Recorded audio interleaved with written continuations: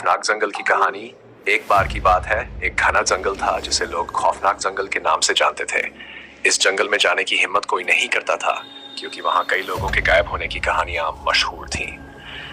अजीब आवाजें। एक रात तीन दोस्त राज, मोहन और अजय ने तय किया कि वे इस जंगल में जाकर सच्चाई का पता लगाएंगे।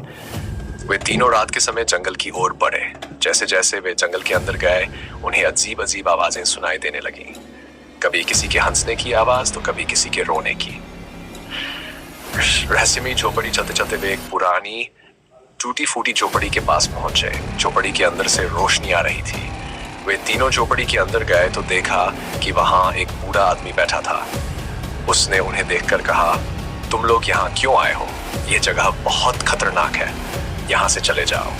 अनजानी छाया, लेकिन तीनों दोस्तों ने उसकी बात को नजरअंदाज कर दिया और झोपड़ी के अंदर बैठ गए।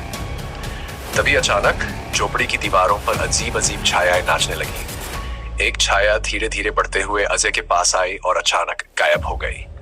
अजय की चीख सुनकर राज और मोहन डर गए। अंत अचानक झोपड़ी का दरवाजा बंद हो गया और वे तीनों बाहर नहीं निकल सके। बूढ़ा आदमी भी गायब हो गया। तीनों दोस्तों ने मदद के लिए चिल्लाना शुरू कर दिया, लेकिन उनकी आवाजें कोई नहीं सुन सका। अगली सुबह जब गांव के लोग जंगल के पास से गुजरे तो उन्हें तीनों दोस्तों की लाशें झोपड़ी के बाहर पड़ी मिली। कहते हैं कि वे तीनों दोस्तों की आत्माएं आज भी उस जंगल में भटकती है और रात में आने वालों को चेतावनी देती है। इस कहानी ने आपको डराया या रोमांचित किया?